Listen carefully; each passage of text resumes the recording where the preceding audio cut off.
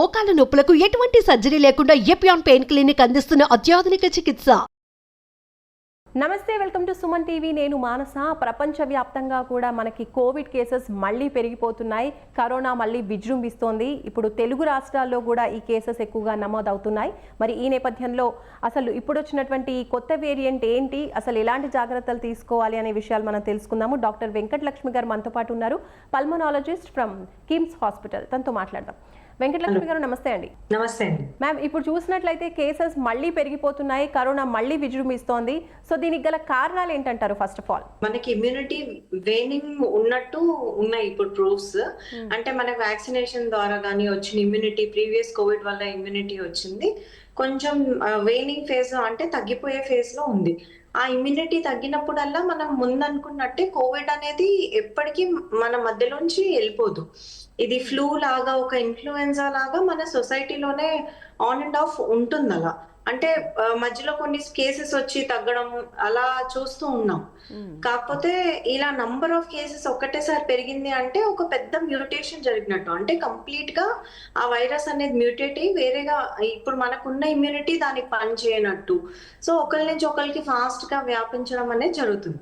So ఈ spread ఎక్కువ ఉండడం, విరులెన్స్ ఎక్కువ ఉండడం అనేది ఒక shift and drift mutations virus ఒక లక్షణాలు అన్నమాట. ఇన్ఫ్లుయెన్జా వైరసెస్ కానీ ఇలా సీజనల్ ఫ్లూస్ లో కానీ చూసేది మనం ఇప్పుడు కోవిడ్ లో కూడా అదే గమనిస్తున్నాం. సో సేమ్ ఒమైక్రాన్ వేరియంటే, అందుకే దీని స్ప్రెడ్ అనేది ఎక్కువగా ఉంది. సో ఇప్పుడు గతంలో కన్నా ఇప్పుడు వచ్చినటువంటి కొత్త వేరియంట్ అంత డేంజరస్ అంటారా? ఎక్కువగా కేసెస్ నమోదు అవుతున్నాయి కాబట్టి ఎలాంటి జాగ్రత్తలు తీసుకోవాలంటారు? డెఫినెట్ గా మనకి విరులెన్స్ అనేది over time number of cases పెరిగినప్పుడు ఎంత డెత్ పర్సెంటేజ్, ఎంత మార్టాలిటీ, హాస్పిటలైజేషన్ ఎంత చూస్తున్నాం దాన్ని బట్టి డిసైడ్ చేయగలము. నంబర్ ఆఫ్ కేసెస్ తక్కువ ఉన్నప్పుడు జస్ట్ దాని స్ప్రెడ్ ఎంత ఉంది, ఎఫెక్ట్ ఎంత మందిని ఎఫెక్ట్ చేస్తుంది అనేది క్లారిటీగా ఇప్పుడు మనకు తెలుస్తుంది. అంత డేంజరస్ గా ఉండే స్ట్రెయిన్స్ అయితే ఒమైక్రాన్ నుంచి అన్ఎక్స్పెక్టెడ్ సేమ్ వేరియంటే కాబట్టి, బట్ నంబర్ ఆఫ్ డెత్స్ ఇప్పుడైతే 1-2 అలా వినిపిస్తున్నాయి ఇండియాలో కూడా. అది కోమార్బిడిటీస్ అంటారు, అంటే వేరే ప్రాబ్లమ్స్ ఉన్న వాళ్ళలో కూడా దీని వల్ల మార్టాలిటీ రేట్స్ ఎక్కువ ఉంటాయి. అంటే ఆల్రెడీ సివియర్ లంగ్ డిసీజ్ కానీ, ఆస్తమా కానీ, సికేడి అనుకోండి, అలాంటి ఇష్యూస్ ఉన్న వాళ్ళకి చిన్న నిమోనియా ఉన్న బాడీ టాలరేట్ చేయదు. సో వాళ్ళలో కన్నా మనకు ఓవరాల్ జనరల్ పాపులేషన్ లో విరులెన్స్ ఎంత ఉందనేది ఓవర్ టైం తెలుస్తుంది. అంటే ఎవరిపైన ఇప్పుడు లంగ్ ప్రాబ్లం ఉన్న వాళ్ళకి, ఇంకా దాంతో పాటు ఇంకా ఎలాంటి వాళ్ళకి ఈ తీవ్రత ఎక్కువగా ఉంటుందంటారు? So already BP, sugar uncontrolled, so control లో ఉన్న వాళ్ళు, రెగ్యులర్ గా ఇన్హేలర్ వాడుతున్న వాళ్ళు, ఇన్సులిన్ వాడుతున్న వాళ్ళు, వాళ్ళకి అంత మేజర్ ఎఫెక్ట్ రాదు. మనకి ఎక్కడ ప్రాబ్లం వస్తుందంటే షుగర్ కంట్రోల్ లేదు, ప్రాపర్ గా కిడ్నీ ఫాలో అప్స్ లేవు, డయాబెటీస్ ఎక్కువగా, హైపర్ టెన్షన్ ఎక్కువగా ఉంది, అండ్ ఆస్తమా ఇన్హేలర్స్ టైం వాడట్లేదు. ఏదైతే డిసీజ్ కంట్రోల్ లేనప్పుడు బాడీ ఇమ్యూనిటీ ఆల్రెడీ డౌన్ ఉంటుంది. అలాంటి వాళ్ళకి స్ప్రెడ్ అయ్యే ఛాన్సెస్ ఎక్కువ ఉంటాయి. స్ప్రెడ్ అయినప్పుడు హాస్పిటలైజేషన్ ఛాన్సెస్ ఎక్కువ ఉంటాయి, డెత్ రిస్క్ కూడా ఎక్కువ ఉంటుంది. కాబట్టి వాళ్ళు ఎలాంటి జాగ్రత్తలు తీసుకోవాలంటారు? క్రౌడెడ్ ప్లేసెస్ ని డెఫినెట్ గా అవాయిడ్ చేయాలండి. అది prevention is better than cure అంటాం కాబట్టి ఫస్ట్ మనం రాకుండా చూసుకుంటే అది best. So number of people కలిసే చోట వెళ్ళకుండా ఉండడం, మాస్క్ పెట్టుకోవడం, అండ్ మనం అనుకున్నట్టు డిసీజ్ కంట్రోల్ లో పెట్టుకోవడం, రెగ్యులర్ గా మందులు వాడుకోవడం, ఇవి మెయిన్ స్టెప్స్, మనం తీసుకోగలిగే steps. Other than that regular exercise చేయడం 40 to 45 minutes, and healthy diet, home cooked meals, fruits, vegetables ఎక్కువగా తినడం, ఇవి ఓవరాల్ ఇమ్యూనిటీని ఇంప్రూవ్ చేస్తాయి. ఓకే, సో ఎలాంటి ఫుడ్ ని వీళ్ళు ప్రిఫర్ చేయాలి ఇప్పుడున్నటువంటి కోవిడ్ సిచ్యువేషన్స్ లో? హెల్దీగా ఉండడానికి ఏ ఫుడ్ ఎక్కువగా తీసుకోవాలి? డెఫినెట్లీ హై ప్రోటీన్, ఇంట్లో వండుకున్న ఫుడ్ ఆల్వేస్ బెస్ట్. మనం తినే fruits, vegetables, Indian diet is adequate. But diabetes ఉన్న వాళ్ళు మెల్లిగా other than rice and wheat హెల్దీగా మిల్లెట్స్ కానీ, జోవార్ రైస్, క్యూనోవా ఇలా సబ్స్టిట్యూట్స్ కి వెళ్ళడము, షుగర్స్ అనేది తగ్గించుకోవడం, ఎస్పెషల్లీ ప్రాసెస్డ్ ఫుడ్ అనేది కంప్లీట్ గా జీరో చేయాలి.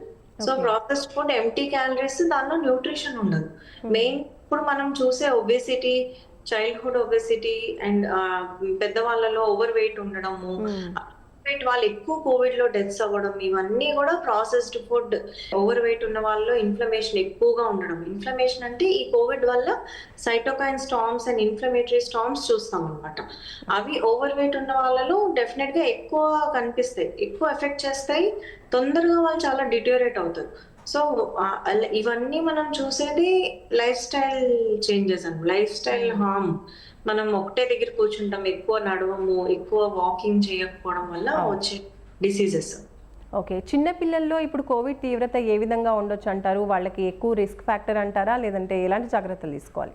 చిన్నపిల్లల్లో యూజువల్ గా మనం లాస్ట్ టైం చూసిన కోవిడ్ లో అంత సిక్ కేసెస్ అయితే చూడలేదు. సో ఓవరాల్ వాళ్ళలో ఎక్కువగా సివియారిటీ ఎఫెక్ట్ అవడం అనేది ఉండదు. కాకపోతే జాగ్రత్తగా ఉండాలి. అండ్ ఆల్రెడీ ఆస్తమా ఉన్న వాళ్ళు రెగ్యులర్ ఇన్హేలర్స్ వాడుకోవాలి. చిన్న పిల్లల్లో కూడా మనం ఆస్తమా చూస్తాము, వాళ్ళ వ్యాక్సినేషన్స్ టైంకి ఇవ్వాలి. వాళ్ళు హెల్దీగా తిని హెల్దీ ఇమ్యూనిటీ ఉంటే ఇలాంటి వైరల్ ఇన్ఫెక్షన్స్ కామన్ కోల్డ్ లాగే వచ్చి వెళ్ళిపోతాయి. ఓకే, గత వేరియంట్కి ఈ వేరియంట్కి అంటే తీవ్రత ఎక్కువగా ఉంటుంది అంటారా? అసలు ఏ విధంగా ఉంటుంది ఇప్పుడు వచ్చినటువంటి ఈ వేరియంట్? ఎన్ని రోజులు సస్టైన్ అవుతుంది మనిషి లోపల ఎంటర్ అయితే? సో 3 to 6 months మనకి పీక్ కనిపిస్తుంది. యూజువల్ గా వైరల్ ఇన్ఫెక్షన్స్ పెరిగి నంబర్స్ పెరిగి కమ్యూనిటీలో పూర్తిగా స్ప్రెడ్ అయ్యి మనకి సిగ్నిఫికెంట్ పాండమిక్ రావడానికి యూజువల్ గా ఆ లోపు మనం కట్ డౌన్ చేసుకోలేకపోతే 3 to 6 months లో ఫుల్ గ్రోన్ ప్రపోర్షన్స్ లో కేసెస్ చూస్తాం మనం.